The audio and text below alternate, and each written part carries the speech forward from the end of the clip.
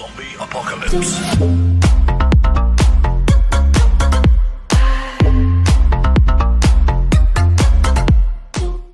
যমজের গ্রাম, যেখানে ঘরে ঘরে জন্ম নেয় যমজ বাচ্চা।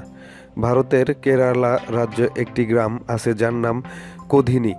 এক অদ্ভুত এক কারণে এই গ্রামটি বিখ্যাত হয়েছে সবার কাছে। এই গ্রামে গেলেই বুঝতে পারবেন তার কারণ। অবাক হয়ে যাবেন যখন দেখবেন এই গ্রামে বসবাসরত সবাই যমজ। এই গ্রামে যে দিকেই তাকাবেন দেখতে পাবেন জোড়ায় জোড়ায় একই রকম মানুষ।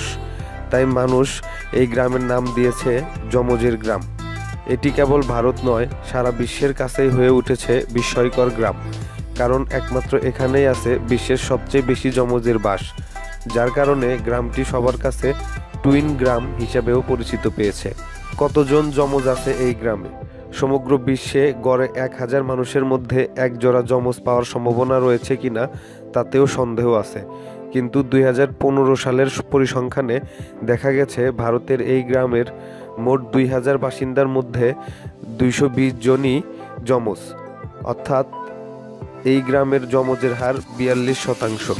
যমজের গ্রাম এর অবস্থান: কোধিনী গ্রামটি কালিকট বিশ্ববিদ্যালয় থেকে মাত্র 15 কিলোমিটার দূরে অবস্থিত।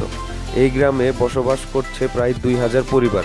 তবে মজার ব্যাপার হলো এসব পরিবারের মধ্যে 220 জোড়ারও বেশি যমজ রয়েছে।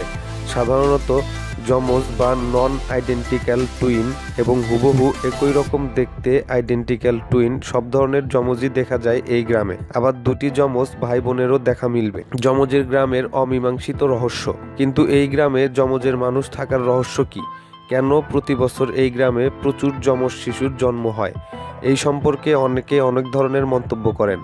বিশেষজ্ঞ ডাক্তারেরা এর কারণ খুঁজে বের করার চেষ্টা করেছেন। ধারণা করা হয় 1949 সালের দিকে এই গ্রামে প্রথম যমজ শিশু জন্মগ্রহণ করেন।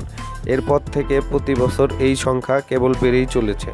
অনেকেই ধারণা করেন এই গ্রামের পরিবেশ এবং জিনগত কারণে এই গ্রামের অধিকাংশ যমজ শিশু জন্ম নেয়। ধন্যবাদ ভিডিওটি দেখার জন্য। আরও নতুন নতুন ভিডিও পেতে আমাদের চ্যানেলটি সাবস্ক্রাইব করুন, আর অবশ্যই নতুন কিছু জানার থাকলে কমেন্ট বক্সে কমেন্ট করুন। ধন্যবাদ।